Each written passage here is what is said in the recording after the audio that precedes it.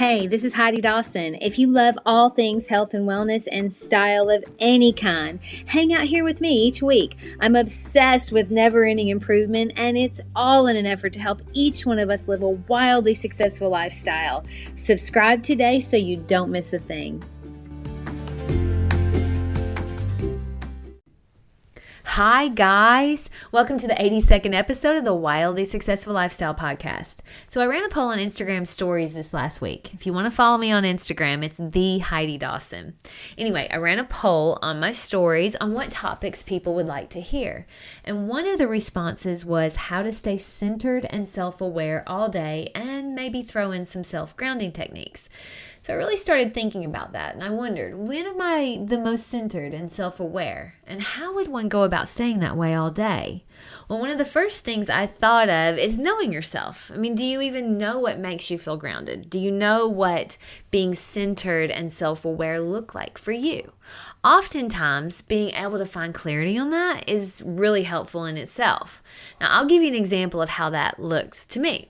So I was on a podcast this last week, and we were talking about finding time to listen to other people's podcasts. And Chrissy Chen, the host of Badass is the New Black podcast, which is wonderful. You should check it out. Anyway, she said she likes to listen to anybody else's podcast at 1.5 or 2 times the original speed. I laughed because that just doesn't surprise me at all. I mean, she's one of those people that drives hard all day. She's a go-getter, and she's really just killing it. So, funny story about me, I was listening to one of my other favorite podcasts, Brooke Castillo, and I just couldn't understand why this person she was interviewing was so annoying. I mean, she was just talking so fast, and it seemed like Brooke was matching her. I was about to turn it off when I realized, I was like, wait a minute, something's off. I mean, Brooke didn't all of a sudden just become fast talking and annoying. I looked down and I had accidentally increased the speed by 1.5. And let me tell you, I didn't like it. Honestly, I didn't even know that that was a thing until I stumbled upon it accidentally right then. But it is a thing. And if you're like Chrissy, you may want to try it. I, however, felt like my brain was literally being attacked. So, see where Chrissy loves the faster pace, I like the audio at its original pace. Now, as we were talking about that for a second, my brain tried to throw in some thoughts that weren't great, like, why can't I do that? I should be listening to it fast like that. She must have a quicker mind than mine. But because I'm self-aware and I know that my brain will try to pick me apart if left to its own devices, I changed my thought pattern to, I love that about her. I mean, my style of listening is different. Not better, not worse, just different. You see, I would call that being self-aware, where I noticed thoughts popping up that weren't serving me, and I quickly turned them into thoughts that did serve me. So do you catch yourself having negative thoughts about yourself or others? And can you turn that around quickly? Also, what does centered and grounded feel like? Well, let's start by looking at what they actually mean. I mean, I looked it up. So the actual definition in this context would be emotionally stable and secure and well-balanced and sensible. Sounds reasonable to me. I think they go hand in hand. So when do I feel the most emotionally stable and well-balanced? Well, if I'm being honest, it's when life is really going well and things just seem to jive, whether it's with my relationships or maybe a design project is falling into place, or maybe a podcast episode hits it out of the ballpark. I don't know.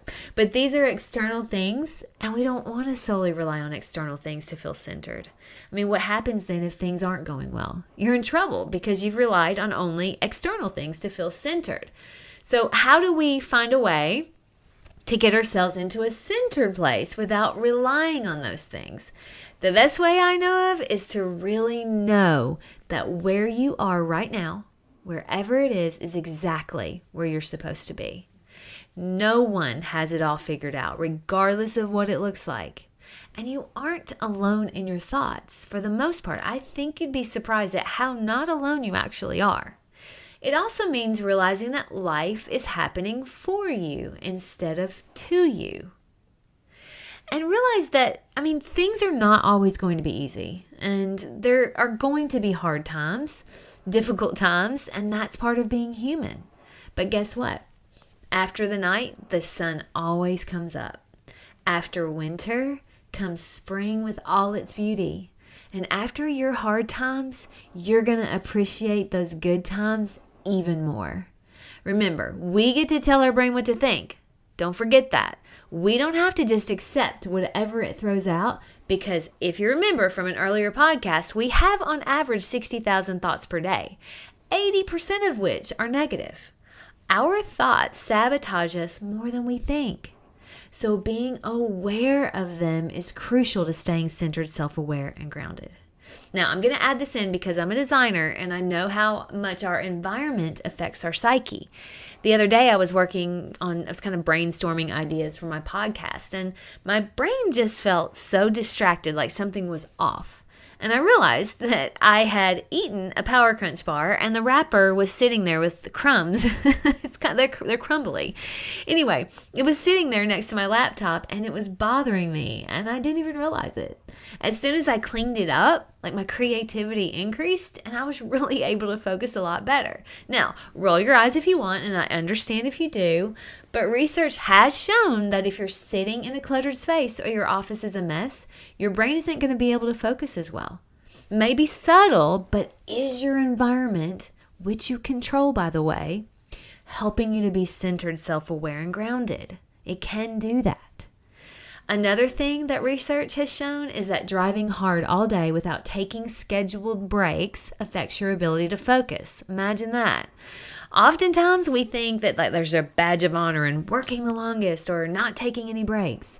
But studies have shown that taking a 10 to 15 minute break every 60 to 90 minutes, where you get up, move around, maybe do some jumping jacks, and drink water, actually increases our productivity. Now, it does this because we allow our minds to chill. And when our minds chill, that's when we come up with some of our best solutions. Kind of like when you're in the shower and you come up with great ideas. Now, I oftentimes will have to pause my meditation to write a note down because I've thought of something brilliant. Okay, I mean, brilliant may be a stretch, but I do some of my best thinking when I'm focused on nothing. So to answer the self-grounding tips, I would suggest figuring out a way to take breaks to keep your focus at its best. I mean, also, don't just burn all day without being thoughtful. I mean, every time you start a new task or a new meeting, that's a fresh start, so treat it as one. Like, tell yourself how you're going to show up with this new task. So if you're getting in the car, decide how you're going to drive and what you're going to listen to. Be intentional about that. If you're walking into work, decide how you're going to show up. And when you're starting a new meeting, decide what's the best way for you to serve those that you're meeting with. Also, to help you remain self-aware, try to come up with a trigger that reminds you to ask, are my thoughts serving me right now? There are lots of apps that help you to be mindful. The Calm app is my favorite.